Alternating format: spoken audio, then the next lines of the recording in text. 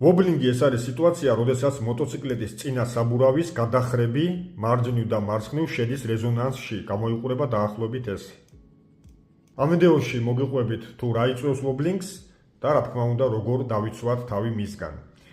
დასაწყისში გეტყვით, რომ ყველაზე ხშირად ვობლინგი ემართება სპორტ ბაიკებს და ასევე იმ ბაიკებს, რომლებთა სიმძიმის ცენტრიც მაღლაა, მაგალითად დუალ სპორტები, hard enduro-ები და ყველა ის ბაიკი, რომელიც მაღალია, ხო, რომელსაც მაღალი ჩანგლები აქვს. ასევე ვობლინგი ემართება მოტოციკლეტებს, რომელთა საბურავთა შორის ბაზა მოკლეა. ეს რას ნიშნავს? წინა საბურავის ღერძიდან უკანა საბურავის ღერძამდე დისტანცია არის მოკლე.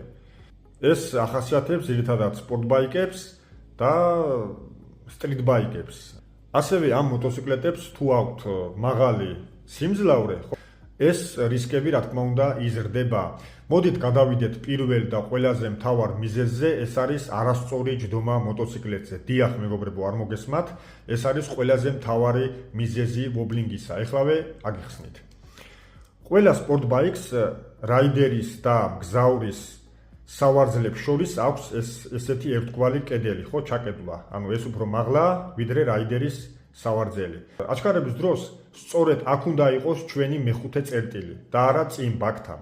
როდესაც კვეთრი აჩქარების დროს, განსაკუთრებით სპორტ ბაიკებზე, ჩვენ ვზივართ ბაქთან, საჭეს ვეჭიდებით როგორც ტურნიკს და ეს იწვევს ხშირ შემთხვევაში ვობლინგს. სწორი ტექნიკა არის შემდეგი: ჩვენ უნდა გამოვიწიოთ მაქსიმალურად უკან, უნდა მივეყრდნოთ მეხუთე წერტილით ამ გადაკედლვას, ფეხებით მაქსიმალურად უნდა მოუჭიროთ მოტოციკლეტს და ხელები უნდა გქონდეს მოდუნებული. ყველა შემთხვევაში მოდუნებული. ვინც ხშირად მოძრაობთ სპორტ ბაიკით, დაკვირვებული ხართ, რომ თუ წინზი ხართ და საჭეს ქაჩავთ მთელი ძალით, ხო? რაღაც მომენტში უკვე ვობლინგის მაგვარ მოქმედებებს იწყებს მოტოციკლეტი მკვეთრი აჩქარების დროს.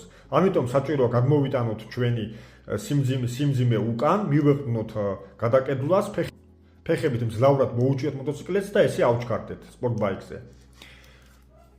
ეხლა სხვა მიზეზები კიდე მეგობრებო. როდესაც რაიდერი მიდის ვილიში უკანა საბურავზე, დაშვების დროს შეიძლება საჭე ქონდეს ოდნავ მოხვეული. აი ამ პოზიციაში, ხო, დაშვების დროს. ანუ დაშვების დროს არ გაასწოროს საჭე და მოხვეული დაეშვას. როდესაც მოხვეული დაეშვება, მაშინვე მოტოციკლეტი მოინდომებს გასწორებას, მაგრამ როდესაც გაასწორებს საბურავს, ინერციით გადაიტანს კიდე საპირისპირო მიმართულებით. შემდეგ მოინდომებს უკან გასწორებას, გადმოიტანს კიდე აქეთ და აი სწორედ იწყება ეს